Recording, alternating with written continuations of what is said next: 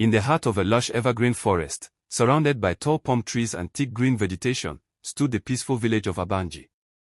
The village had not celebrated the ancestral festival in 20 years. But this year was different. Crops had failed twice. Livestock were dying mysteriously. And elders believed the ancestors were demanding attention. At the center of the village stood a massive ancient baobab tree, its white trunk covered in carvings from generations past. Beneath it rested a sacred wooden box. Inside the box was Odumma, the mask no one had worn in decades. The elders gathered in bright daylight, dressed in white traditional cloth. Villagers surrounded them in silence. Children stood behind their mothers. Men held ceremonial drums. Everything looked peaceful. But beneath that calm, something waited. When the wooden box was opened, the wind gently moved through the green leaves above. And for a brief second, the air felt heavy, as if the forest itself was watching. The head elder stepped forward and raised his carved staff. The ancestors require a vessel, he announced. The villagers lowered their heads. Then slowly, the elder pointed toward Dara. Murmurs spread across the gathering. Dara felt his heart beat harder. This was an honor. This mask is but the heart of also our a burden. people. It calls to you. His mother It shook calls her to head me? in fear, Yes, but listen with tradition your could heart. not be challenged. Dara stepped into the center of the circle. The drums Drummers, began to let play the rhythm it steady begin. and controlled. The mask was lifted from the wooden box. Even under the bright sun, its carved wooden face looked strangely alive. The hollow eye spaces seemed darker than they should be. Dara knelt respectfully. The elders placed the mask over his face. For a moment, nothing happened. Then the wind rustled every tree at once. Not violently, but together, as if responding. The villagers felt it. A shift. Small, but undeniable. The drums grew louder under the bright afternoon sun. Dara stood in the center of the village square wearing Odumma. The mask covered his entire face, its carved wooden features still and unreadable. At first, he began the traditional steps he had practiced for months. Measured, graceful, controlled. The villagers relaxed slightly. But then his movements changed. His arms stretched outward in stiff angles no dancer had ever performed before. His feet struck the red earth with unnatural rhythm, faster than the drums themselves. The drummers looked confused. They were trying to follow him now, not lead him. A sudden gust of wind swept across the square, shaking the tall green palm trees. Leaves rustled loudly though the sky remained clear and bright. Dara spun in a circle. Once. Twice. Then 3 times without stopping. Too fast. Too smooth. Children stepped backward. Women covered their mouths. The elders exchanged worried glances but said nothing. Dara's body bent backward sharply, far beyond normal balance, yet he did not fall. The mask remained fixed. Facing forward. Watching the crowd. Then, without warning, Dara stopped moving. Completely still. The drums slowly faded.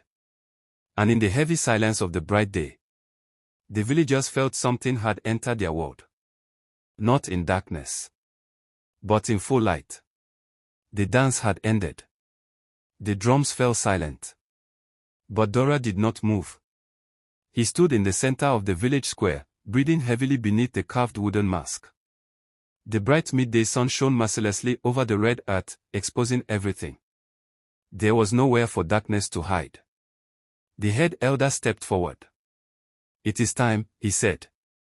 2 elders approached Dara and reached for the mask. Their fingers pressed against the polished wood. They pulled gently. Nothing. They pulled harder.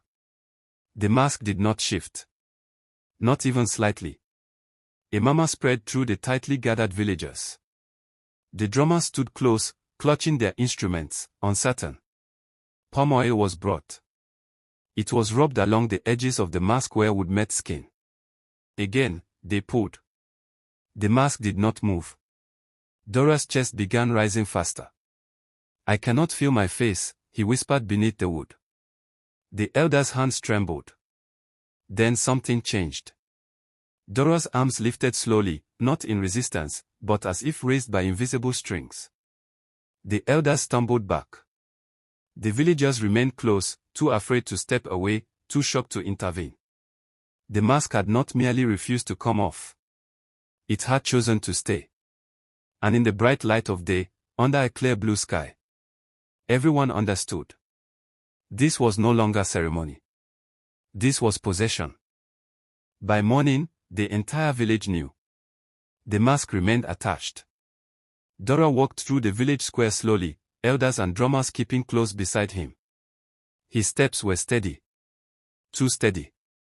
A goat tied near a hut suddenly began to struggle violently against its rope. Chickens scattered in panic across the red earth. Dara did not look at them. Clay pots stacked near a doorway suddenly tipped and shattered without being touched.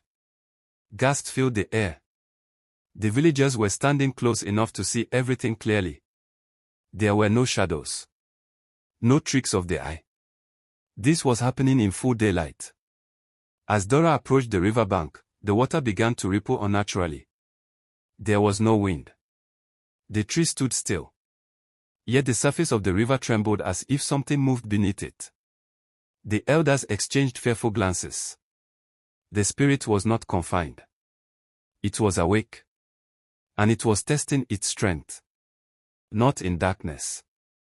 But openly. Proudly. Under the sun.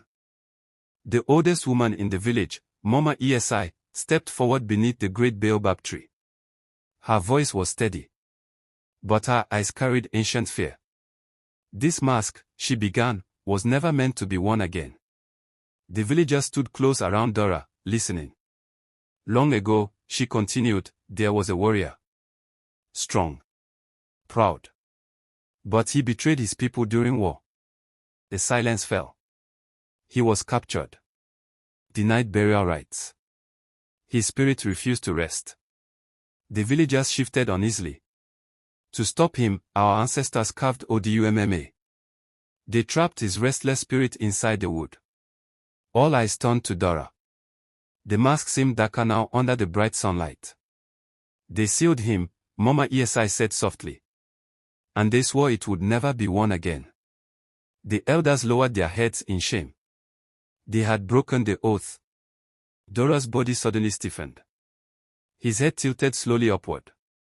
And from behind the carved wooden mouth, a sound emerged. Not loud. Not human. But heavy. As if something ancient was breathing for the first time in centuries. The spirit was not just trapped. It was remembering. And it was angry.